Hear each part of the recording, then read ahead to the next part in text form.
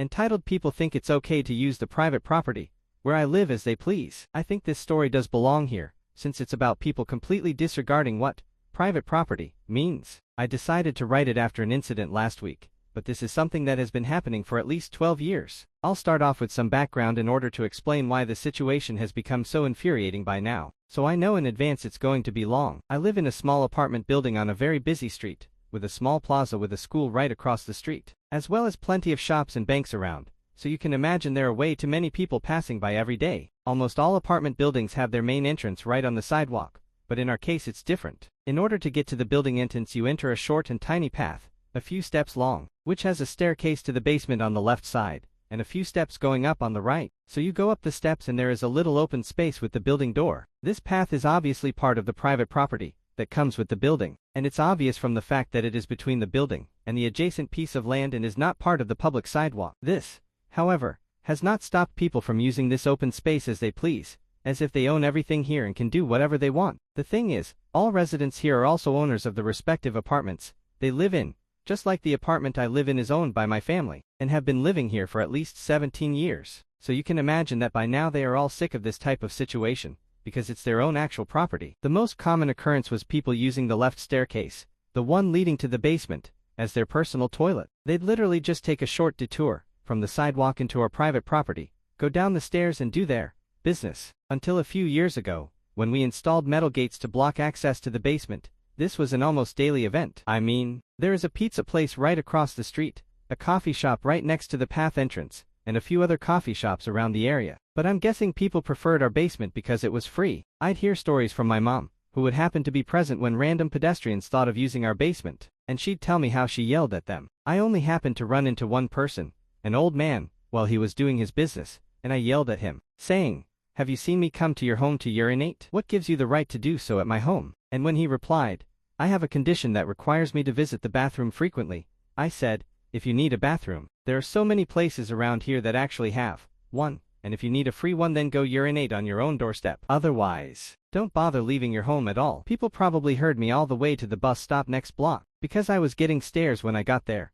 Could have also been because of the fact that I was furious and literally shaking. The other common occurrence is young people using this area as a hangout spot and littering. Our apartment building has 3 apartments used as learning centers. One is for computers, so it gets mostly teenagers, and the other 2 are for elementary school kids. The elementary school kids come and go with their parents, so we have no problems with them, but the teenagers are a different sort. Those would sometimes use even the inside of the building, talking and smoking and littering. Thankfully this only lasted a short while, because they'd get caught by my mother and her brother. I'm not talking about waiting around for a few minutes for your friend to come downstairs so you can leave together. I'm talking about staying for over an hour, being loud and throwing trash around. As if the teenagers were not enough, during the quarantine our property would be used as a hangout place for people of older ages as well. They'd grab coffee from the coffee shop next to the path entrance, and then come to the building entrance and hang out, talk loudly and always litter. Since then, it's more common to find trash laying around every morning than it is to not find anything. This brings me to last week's incident. It was around 1:20 a.m. when I started hearing sounds of people laughing, hitting each other and talking loudly this late at night. There is also a chance they had come earlier, and I had not noticed. After so many years, it feels like white noise if it's below a certain noise level, though that's highly unlikely because my balcony is right above the building entrance, and that group was way too loud. I live 3 floors above ground. My balcony doors, which provide decent soundproofing, were closed, and those people still sounded like they were next door. It's not like I was trying to sleep and they were disrupting the silence. I was just annoyed because it was really late at night and they had no business being there in the first place. So, after waiting 20 minutes to see if they would leave, and hearing that they hadn't left, I stepped out onto the balcony to observe and see whether I would need to intervene. Upon stepping outside, I saw a big group of boys, probably within the 15-20-year-old range, just being too loud and acting like they were at their own home. To be honest, I usually feel a little scared when it's just me against a big group, even from the safety of my home, so I didn't immediately say anything, and being on the 3rd floor, they never noticed me. I observed them for about 10 minutes in order to make sure I needed to intervene, and to gather enough courage to do so, or rather, to gather enough anger so I would not care about being afraid. Haha. After observing them for those 10 minutes, I saw that they apparently had no intent of leaving or lowering the sound levels. They were also smoking and throwing their cigarettes on the ground right in front of the building. One of them threw his still lit cigarette in the vacant piece of land next to ours, which has green plants. At that point I was fuming. Enough is enough.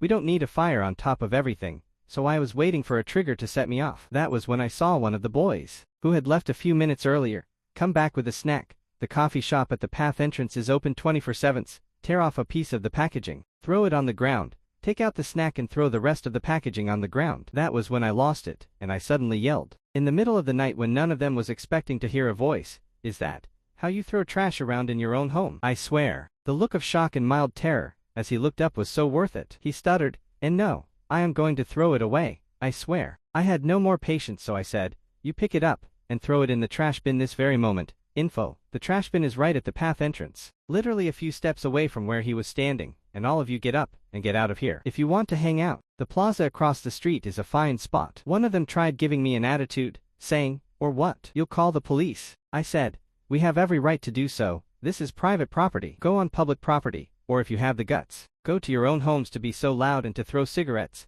and trash around." They slowly got up and started going down the steps to exit the property. The one with the attitude tried making a joke, "It's our citizen right to be here," and I said, "For public property only. Get out of here and good riddance." I stayed there watching to make sure they all left. The one with the snack packaging was looking up the whole time, as he was leaving, either to check whether I was still there, or to remember my face. But they all left, and didn't come back. I swear, the adrenaline rush after they left was so much, it took me another 2 hours to feel sleepy again. But it was definitely worth it. Not just because I kicked out people who had no business being there in the first place, but also because I was always afraid to say anything when it was more than one person, and everything worked out well. To be honest, I was afraid of any possible retaliation from their part in the upcoming days, but so far it's been 5 days and everything is okay.